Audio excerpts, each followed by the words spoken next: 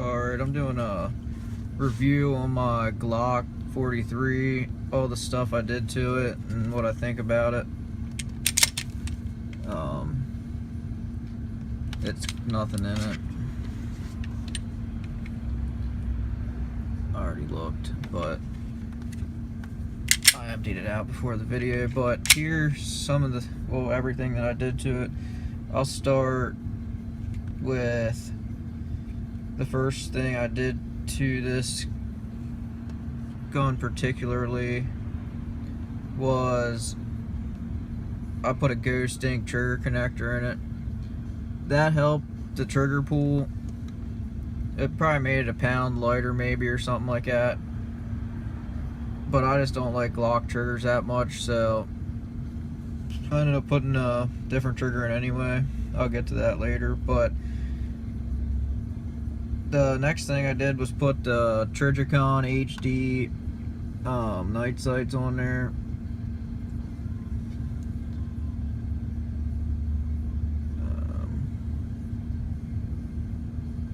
They're pretty nice.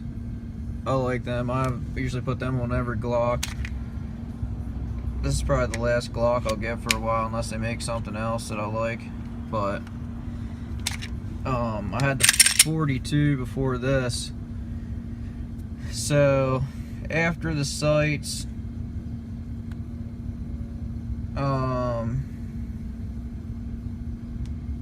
I put on that carbon fiber JAGERWERKS rear plate.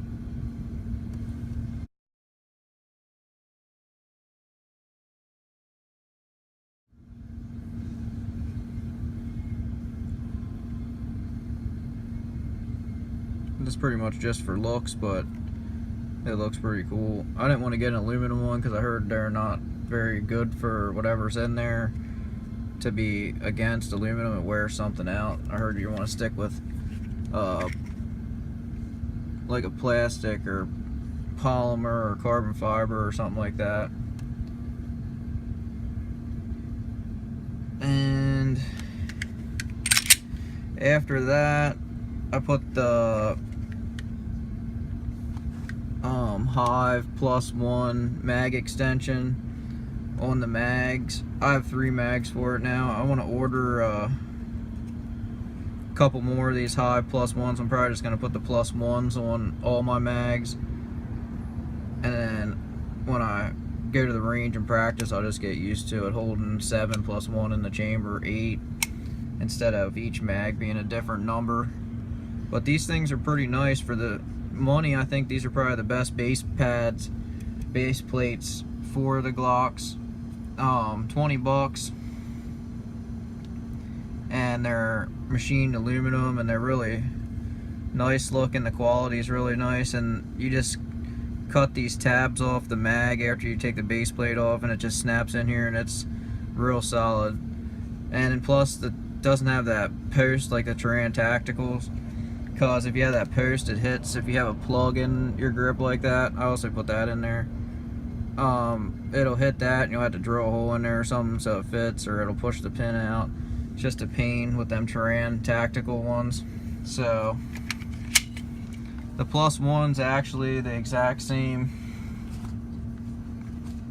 length basically as the stock pinky extension mag.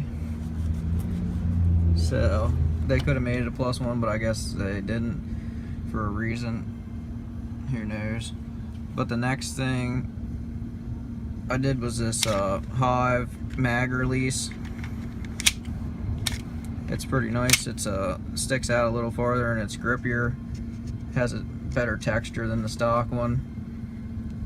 I ended up getting like gunmetal gray one, just so it wasn't all black, but I don't know about it. I don't really care about the color scheme of it or anything of the gun. I might get a black one eventually and just do it black. I don't know. It looks okay though. I don't really care. But the next thing after that was the TALON grips. I put these TALON grips on. I didn't know if I was gonna like them or not. I never had them before, and I thought they might make it feel thick, or something like that. I wasn't sure, so I figured they're only like 20 bucks. I would try them, and I actually like them. They feel good. It makes the gun grippy.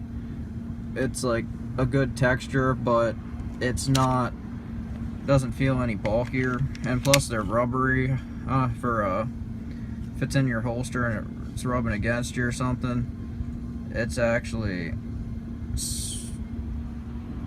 less rough on your skin than the stock texturing probably, or like if you had it stippled or something.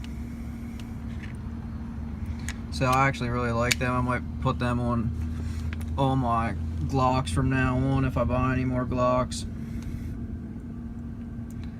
But other than that, the last thing I did to it was this AgencyArms trigger, the full trigger. It's just a drop-in trigger. It's everything. It's the bar and everything, and it comes with a Ghost Ink trigger connector, which I already had a Ghost Ink trigger connector in it. But the pull is pretty good. It's like hardly any take up.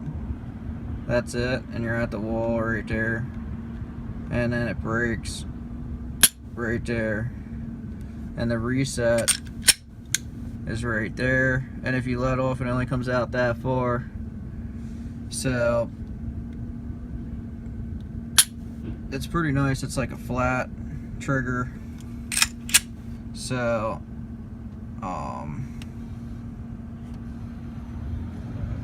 it's pretty nice. It's a lot more comfortable than the stock one, plus the way it is, how flat it is like that, you won't pull your shots left or right easy like the stock one. I'll do the reset one more time in the trigger pull. So you got that much take up, which isn't a lot compared to the stock one, and then you hit the wall right there, brakes right there, resets, that's the whole way back, the resets right there, and then that's it. It's pretty nice. I thought it was going to be a little bit lighter than this though. It's probably still like 5 pounds. I thought it was going to be like more like 4 or 4.5 from what I was seeing, but everyone says it's different in theirs. I might try to get it down like another ½ pound yet. I know it's a carry gun and everything, but I don't know. I have to see how it is at the range. But if I like it how it is, I'll just leave it like that. But if I think it needs a tiny bit lighter, I'll try it out. I only shot about 5 mags through it today just to test it to see if it works and how I liked it. But it's pretty good for a Glock trigger. It's never going to be like a 1911 trigger, but it's still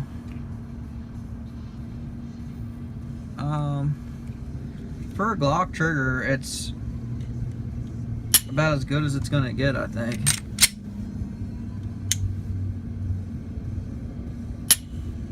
The reset seems like it's really like a little bit lighter than the first pull,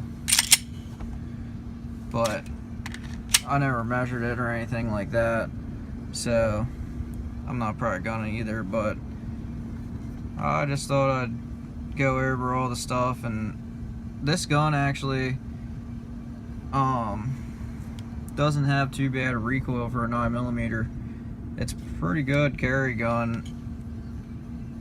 It's a little bigger than some people like to carry, but it's smaller too than a lot of people. Some people carry Glock 19s and stuff, and there's no way I'd carry that. That's way too bulky. I'll carry this and 2 extra mags before I would carry a Glock 19. I can stick a mag in my little jean pocket there and a mag in a holster, and it's like I didn't even have them with me, rather than have a bulky gun in my waistband. So that's pretty much my review of my Glock 43.